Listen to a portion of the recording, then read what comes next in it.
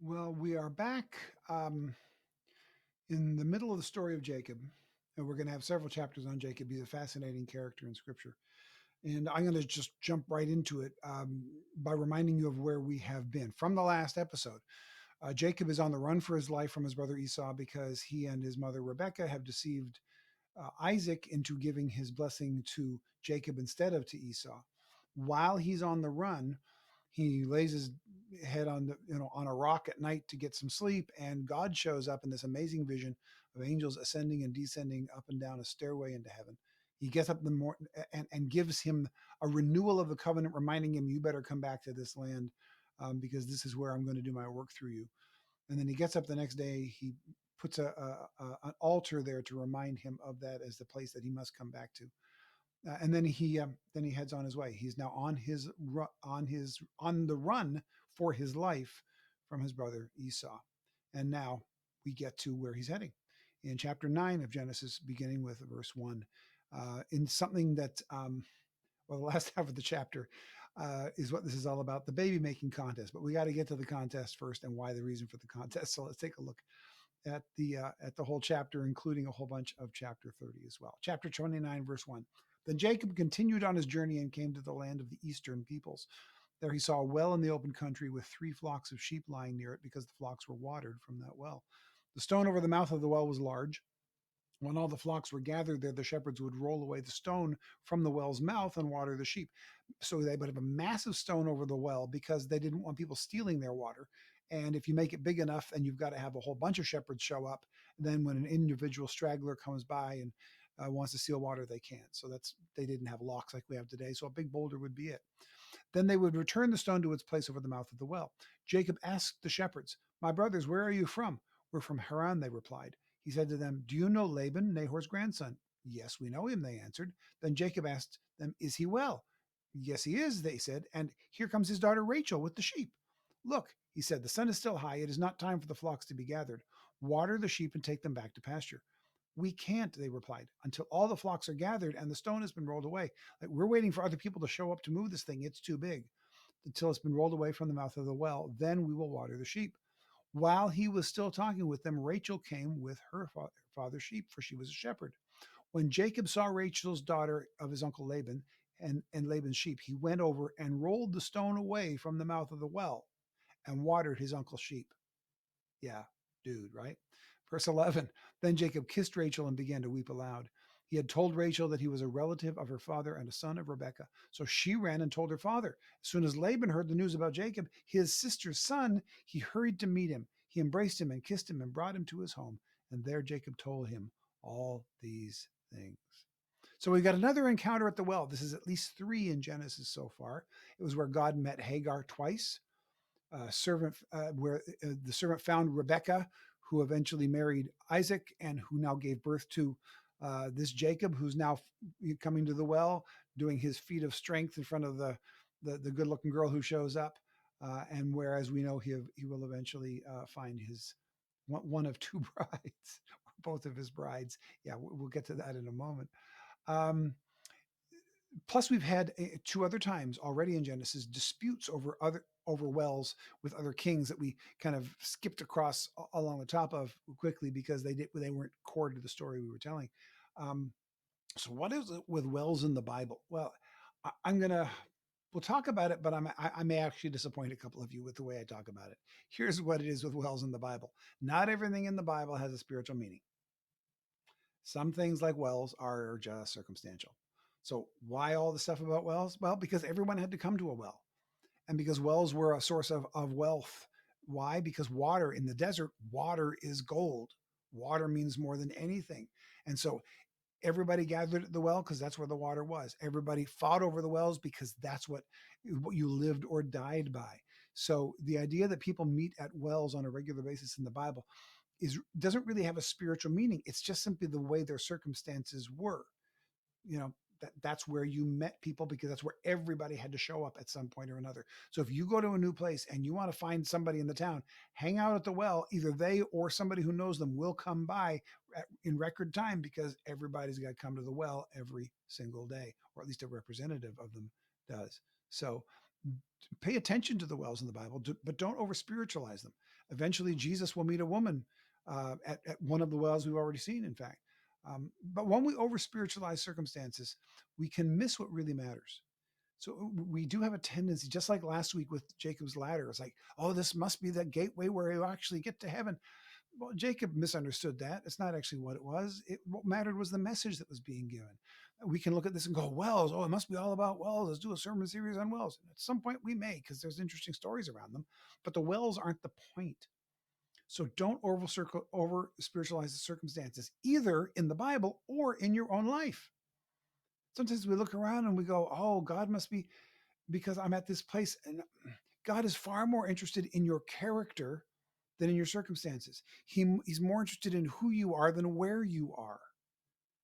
And we want to emphasize the where, maybe sometimes because it's easier than dealing with character issues. I don't know. So don't miss the covenant because of the stairway. And don't miss the relationship that's happening here and what God is putting together because it's just another well. Okay. Anyway, just a general circumstance in our life. Don't pay as much attention to the circumstance. Pay attention to the message that God is giving us through the circumstance. Okay. So the last, he's there. He asks about Laban. Yes, we know where Laban is. He meets Laban. We got to remember the last time Laban saw his sister Rebecca was decades before, when Abraham's servant had come and said, I need to get a wife for Abraham's son. And now the son hasn't come back, but the son of Rebecca has come back. So he has not yet even met Rebecca's husband because that's happened, hundreds of miles away in an era when hundreds of miles of travel would be maybe you do once in your lifetime. But now the son of Rebecca comes back, and it's an amazing thing for the entire family to see. So that's what's happening here. We then move along in verse 14. Then Laban said to him, You are my own flesh and blood. After Jacob had stayed with him for a whole month, Laban said to him, Just because you are a relative of mine, should you work for me for nothing? Tell me what your wages should be. Now, wait a minute. Is this the Jacob who deceived his brother out of his birthright for a bowl of stew and who later finagled his blessing as well? This is not a guy who goes out and works for nothing. What happened? Well, what had happened between his deception of Esau and his working for Laban for free? What had happened? There's only one event in between those. It's when what? That stairway, meeting with God. That meeting with God immediately impacted Jacob's character. Originally, I'd written this note up as that it immediately changed Jacob's character, but we're about to see very, very quickly that not necessarily so.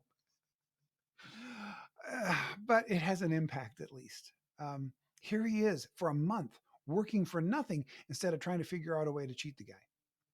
That is forward progress, and the only reason, the only thing we know that happened between these two things is that he met with God at Bethel at the stairway to heaven. So meeting God will always do that. It will always impact our character. And if it hasn't impacted our character, then you have to wonder whether or not the person in question has actually met with God. Now, continuing on in verse 16. Now, Laban had two daughters. The name of the older was Leah, and the name of the younger was Rachel. That's the girl at the well, right? 17. Leah had weak eyes, but Rachel had a lovely figure and was beautiful. Jacob was in love with Rachel and said, I'll work for you 7 years in return for your younger daughter, Rachel. Laban said, It's better that I give her to you than to some other man. Stay here with me. So Jacob served 7 years to get Rachel. Again, this is a real change for him. Usually, I'm going to deceive you up front, but I'm going to work for 7 years. That's a long time. I mean, I don't care how much in love you are. That's a long time to wait. In fact, the more you're in love, the harder that is to wait for, right? Jacob served 7 years to get Rachel, but it seemed like only a few days to him because of his love for her. Then Jacob said to Laban, Give me my wife. My time is completed, and I want to make love to her.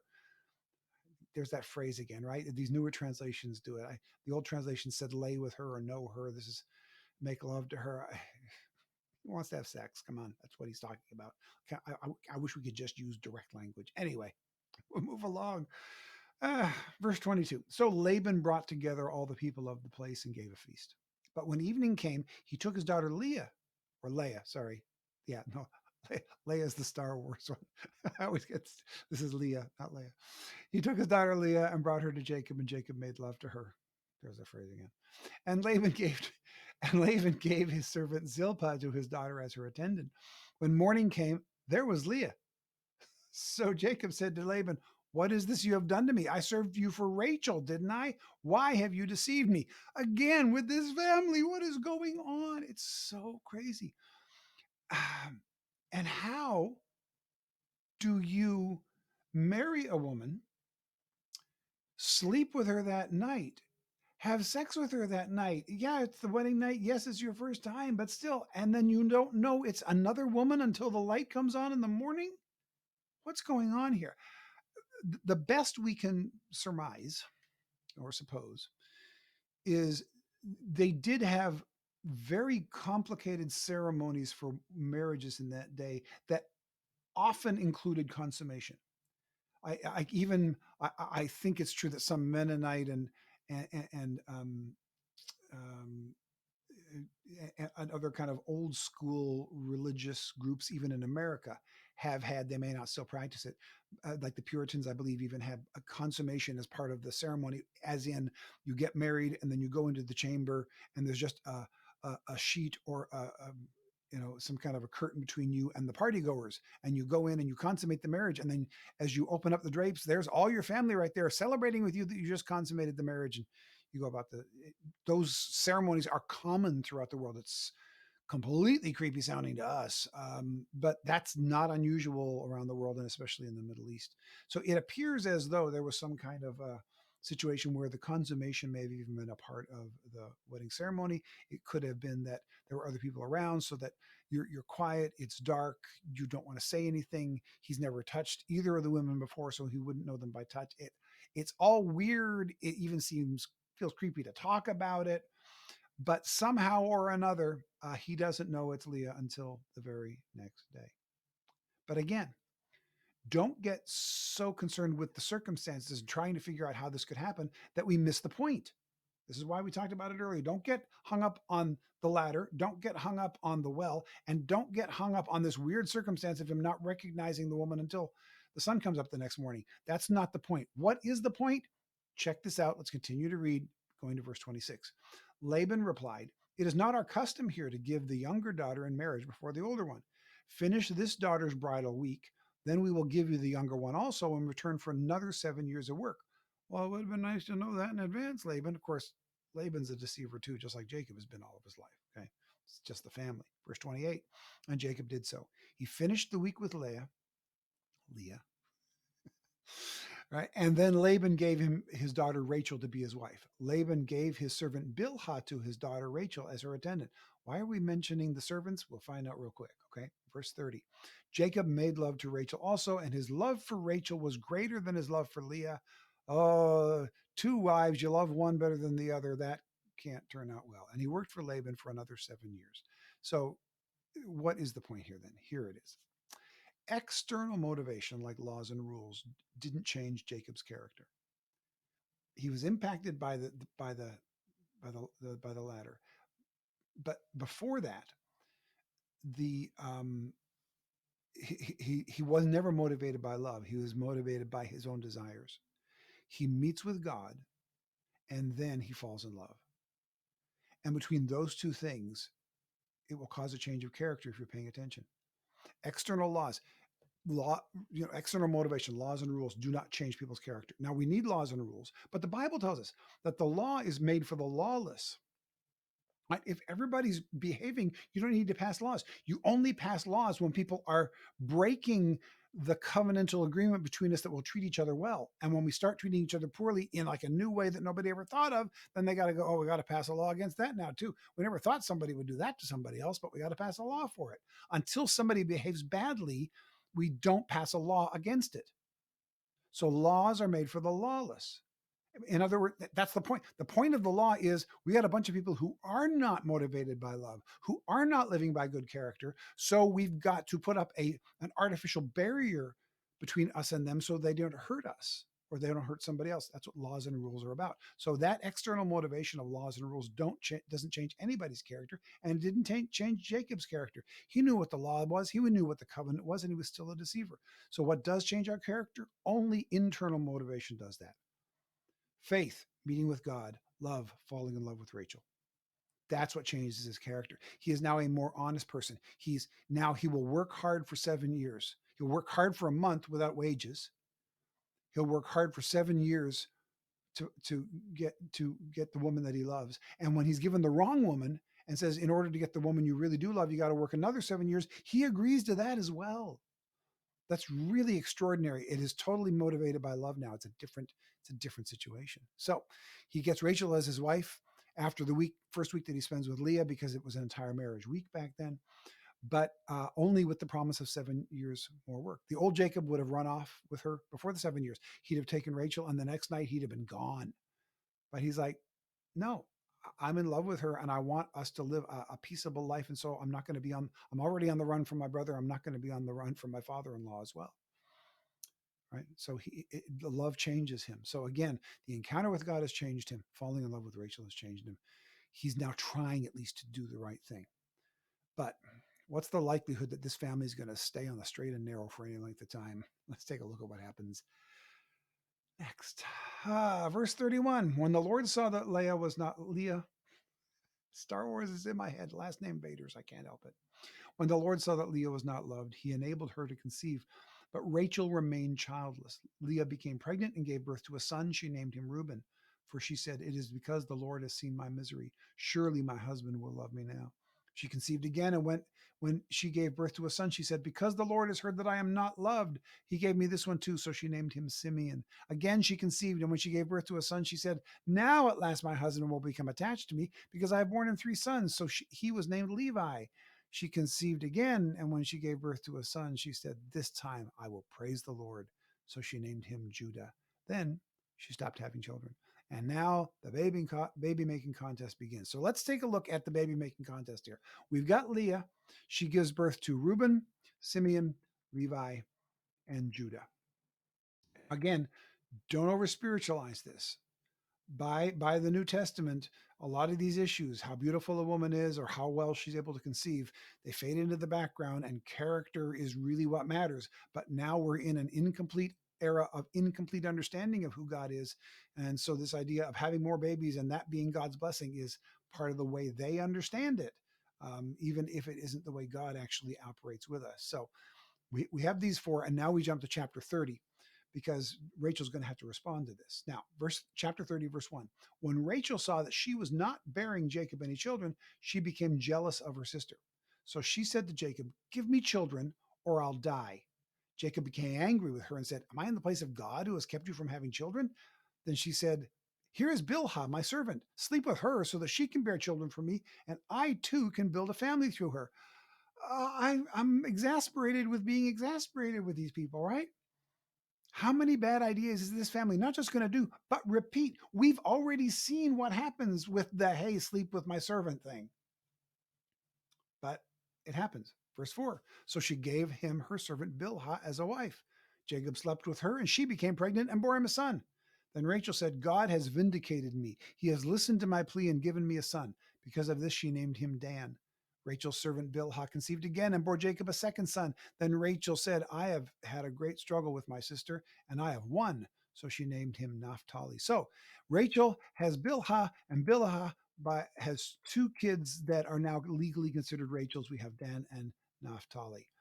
But Leah is not going to let that stand, is she? No, she's not. Let's go to verse 9. When Leah saw that she had stopped having children, she took her servant Zilpah and gave her to Jacob as a wife. Leah's servant Zilpah bore Jacob a son. Then Leah said, "What good fortune!" So she named him Gad. Leah's servant bore Zilpah bore Jacob a second son. Then Leah said, "How happy I am! The women will call me happy." So she named him Asher. So the baby making contest. It's so strange. Then, just when you think this can't get any stranger, there's a whole weird little episode in it that starts now. Verse 14. During the wheat harvest, Reuben went out into the fields and found some mandrake plants, which he brought to his mother Leah. Rachel said to Leah, "Please give me some of your son's mandrakes." But she said to her, "Wasn't it enough that you took away my husband? Will you take my son's mandrakes too?" Like, what? What are these? We'll get to it. "Very well," Rachel said. "He can sleep with you tonight in return for your son's mandrakes." Yeah, right. Okay. First of all, what are mandrakes? And how does this qualify to trade them for sexual favors? I mean, come on, man. Okay. So I did some research. Mandrakes are still a plant that's around, as you would expect. Mandrakes were considered rare, were rare, and they were considered a fertility food. So let me take a look and let me show you as a perhaps why, because the passage doesn't explain it, but here's why we believe mandrakes were considered magical and for fertility. This is a picture of actual mandrake plants, believe it or not, at an IKEA. Yeah, they're still around today, and occasionally they sell them at IKEA. So that's what mandrakes look like in the pot. You can see the top are of the leaves, but you can see also that the root kind of comes up and a big part of the root appears above the ground. And here's a picture of an actual mandrake. What does that kind of look like to you? Does it look like a person with arms? Kind of? Yeah. It is fairly common for these mandrakes, when you pull them out of the ground, for the root to actually look like a small person with arms and legs, and sometimes even a head that almost looks like a face. And because it's a really small person, it looks like what? A baby. Yeah, I found a bunch of pictures of it online. If you look up mandrakes images, a bunch of them are fakes. So I had to find a real one. These are real ones. I confirmed and reconfirmed on that because internet, right? Um, but that is a fairly typical thing that they'll pick, and so it's believed that the more it looked like a baby, the more likely it was to actually get you a baby. So the leaves would be turned into like a tea, perhaps, and then the root would be boiled and it would be eaten. So it was considered for fertility. Also, there's a weird myth that goes along with them that apparently when you pull mandrakes out of the ground, it makes this weird, like a sucking sound, and it almost sounds like a baby scream. Now, I've never done it. I can't confirm it. That's true. But everywhere I read was that there's at least this understanding that when you pull mandrakes out of the ground, it almost sounds like a baby crying. So you can imagine back in an era of paganism, when you're looking for appearances of the spiritual in all kinds of strange places, if you pulling a plant out of the ground that sometimes sounds like a baby screaming, and then when you hold it in your hand kind of looks like a baby, you can see where that connection might be made. Obviously, this is not how things work. Mandrakes don't actually do that. But and now we've gone from trading a birthright for stew to trading sexual favors for magic plants. I mean, we're in Jack and the Beanstalk territory here. This is magic beans territory, right? It's just nutty. But that's just the joy of walking through life with this family, isn't it? Okay, let's continue on. Verse 16. So when Jacob came in from the fields that evening, Leah went out to meet him. You must sleep with me, she said. I have hired you with my son's mandrakes. Again, it's just so weird. So, what's his response? So he slept with her that night. It's okay. It's comical. It's so crazy. Verse 17. God listened to Leah, and she became pregnant and bore Jacob a fifth son.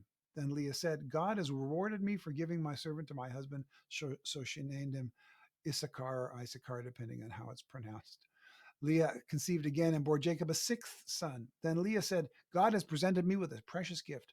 This time my husband will treat me with honor because I have borne him six sons. So she named him Zebulun. Sometime later, she gave birth to a daughter. Oh, yeah, the daughters. By the way, daughters have been born all along this time as well. None of the previous ones have been mentioned, but this one named Dinah is mentioned here because we're going to see a Dinah story soon that is going to be a part of the bigger story. So, three more kids. Two sons total for Leah. Then we go to verse 22. Then God remembered Rachel. He listened to her and enabled her to conceive. She became pregnant and gave birth to a son and said, God has taken away my disgrace. She named him Joseph and said, May the Lord add to me another son. Finally, one for Rachel. And at this point, the baby making contest is over. We're not completely done with having babies. There'll be one more to come. We'll see it later. But the contest part is over. So, what are the lessons from this strange little episode? Um, First of all, remember one of our primary principles for this entire series, way back at the beginning of this series, which seems like forever ago now, right? Was that the Bible can only work when we see God as the hero and not the human people as the hero. And here's ample evidence for that. Who in this story are you going to look at as a hero whose example you should follow? Nobody. Somehow God uses this mess to bring about his will.